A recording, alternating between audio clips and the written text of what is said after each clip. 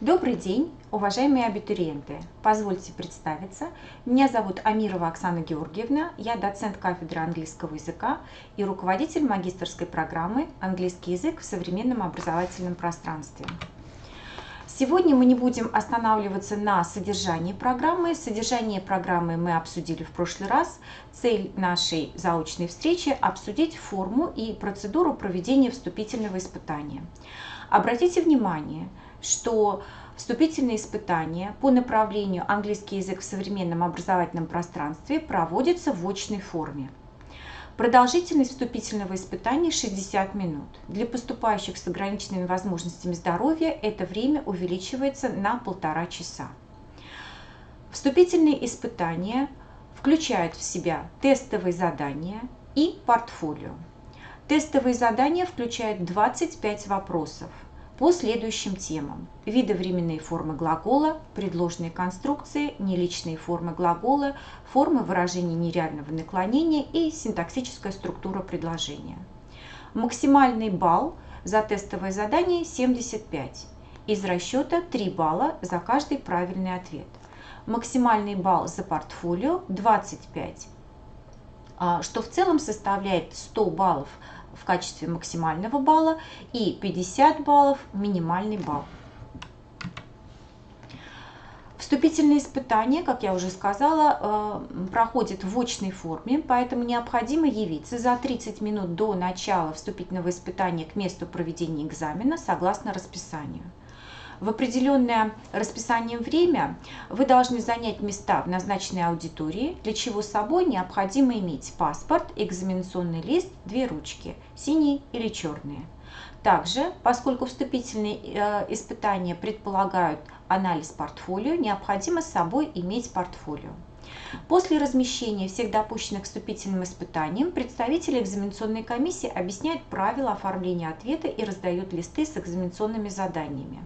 С этого момента начинается отсчет времени.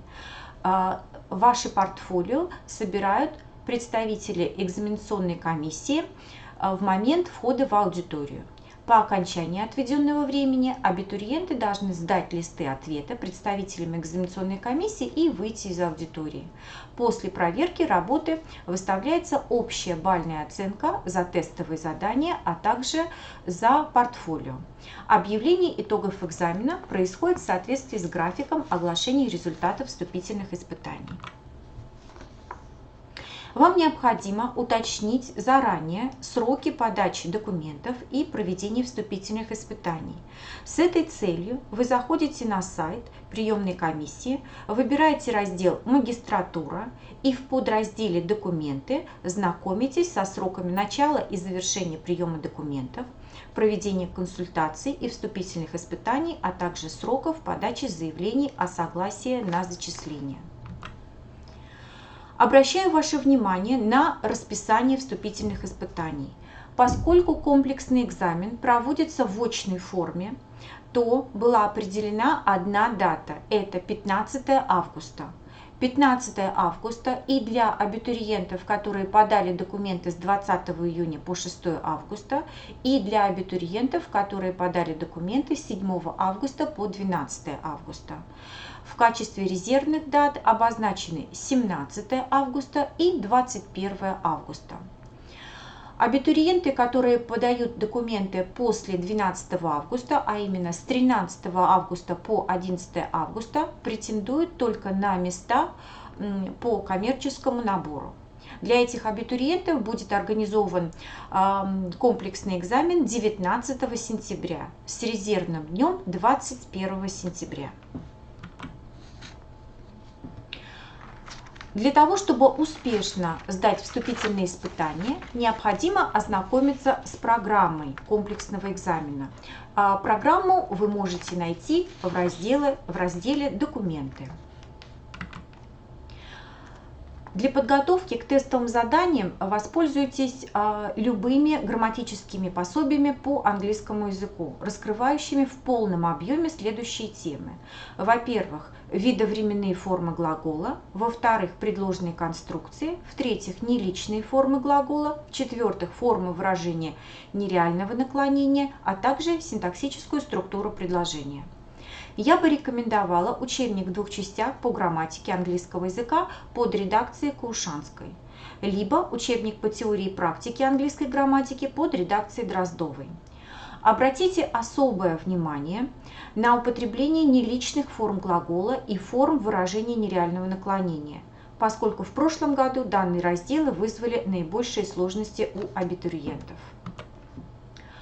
Предлагаю разобрать некоторые примеры из тестовых заданий. Например, задание на формы выражения нереального наклонения. Рассмотрим первый пример. В качестве лексической единицы маркера в данном случае выступает лексема suggestion. Если вы видите в предложении такие лексические единицы, как глаголы suggest, demand, insist, require, request, а также существительные, образованные от данных глаголов, это говорит о том, что нереальное наклонение выражается через форму так называемого suppositional mood. Suppositional mood образуется с помощью вспомогательного глагола should и инфинитива.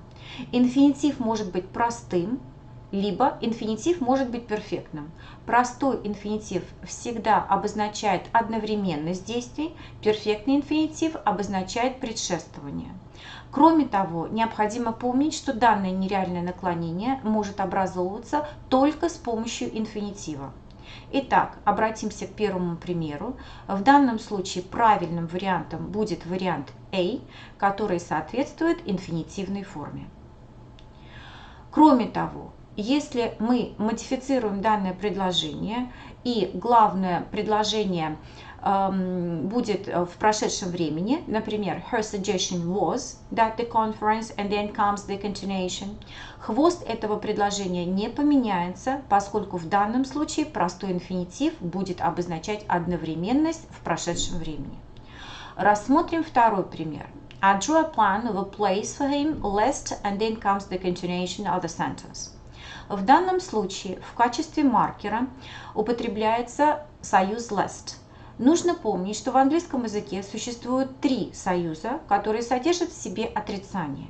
Это союз until, unless, либо lest. Союз lest переводится как «если бы не».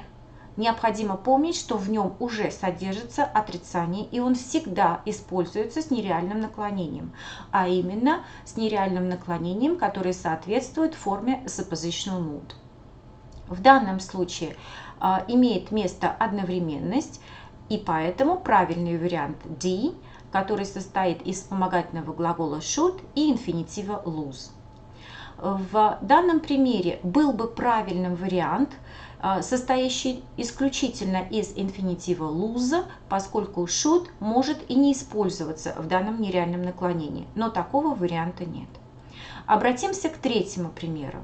I would rather you, and then comes the continuation of the sentence. После таких фраз, как I'd rather, I'd better, I would prefer, во второй части, если вторая часть предложения выражает нереальное действие, мы используем так называемый subjunctive to. Subjunctive to образуется 2 формами. Форма, которая синонимична форме прошедшего времени, обозначает одновременность действия, и форма, которая синонимична форме past perfect, обозначает предшествование. В данном случае адвербиалия now показывает одновременность действий, поэтому правильный вариант будет соответствовать варианту be, went.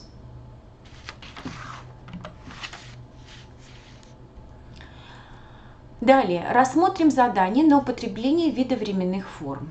В первом вопросе контекстуальное окружение she's working on her 5th one now показывает связь с настоящим временем.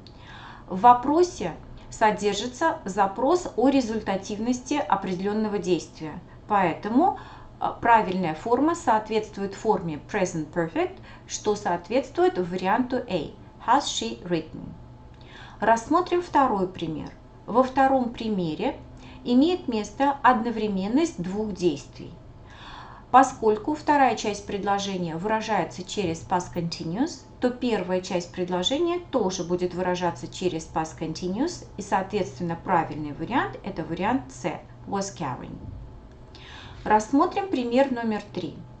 Точное указание на время, которое происходит в процессе, выражается через придаточное предложение времени when he heard a knock on the door. Отсюда мы делаем вывод, что главное предложение должно выражаться формой past continuous, что соответствует варианту С. Рассмотрим задание на употребление неличных форм глагола. Например, I cannot get my car, and then comes the continuation of the sentence. Мы должны помнить, что такие глаголы, как make в значении заставлять, have в значении заставлять, берут за собой инфинитив без частицы to. Однако глагол get требует, чтобы последующий инфинитив употреблялся с частицей to. Таким образом, правильный вариант звучит как вариант A. I cannot get my car to start on cold mornings. Рассмотрим второй вариант. It would be no good. В данном случае вы должны помнить, что это устойчивое выражение, после которого используется исключительно герундиальная фраза, либо герундиальная конструкция. В данном случае герундиальная фраза соответствует варианту С. It would be no good asking to do that. Далее обратимся к следующему предложению. We stopped only once, and then comes the continuation of the sentence. Есть глаголы, после которых может употребляться как инфинитивный оборот, так и герундиальный оборот со смещением в значении. Так, например, stop to do означает, что мы останавливаемся, чтобы совершить какое-то действие. Stop doing something означает, что мы прекращаем какое-либо действие. Точно так же функционируют глаголы forget and remember. В данном случае контекст говорит о том, что мы остановились, чтобы заправиться. Таким образом, правильный вариант будет соответствовать варианту A, to buy. We stopped only once to buy petrol since we were in a hurry. Еще раз хочу обратить ваше внимание на содержание портфолио. Содержание портфолио должно быть ограничено следующими критериями. Во-первых, это диплом с отличием, причем принимаются дипломы только высшего образования, например, диплом бакалавриата либо диплом специалитета. Дипломы по профессиональной переподготовке не принимаются. За диплом с отличием дополнительно начисляется 5 баллов. Кроме того, баллы начисляются за педагогический стаж в общеобразовательных и профессиональных образовательных организациях в качестве учителя либо преподавателя. В данном случае вы можете получить от 3 до 10 баллов в зависимости от стажа. И в-третьих, баллы за портфолио начисляются за опубликованные научные работы, обратите внимание, только за последние 3 года. Это могут быть статьи, либо тезисы докладов. Подтверждается данный пункт копией и активной ссылкой на открытый источник. За одну публикацию начисляется 5 баллов, за 2 и более публикаций 10 баллов. Таким образом, максимум за портфолио вы можете получить 25 баллов, о чем мы говорили в начале. В день консультации я буду рада ответить на все вопросы либо по почте, почту вы видите на экране, либо посредством мессенджера WhatsApp, номер вы также видите на экране. Буду рада видеть вас в числе наших магистрантов программы «Английский язык в современном образовательном пространстве».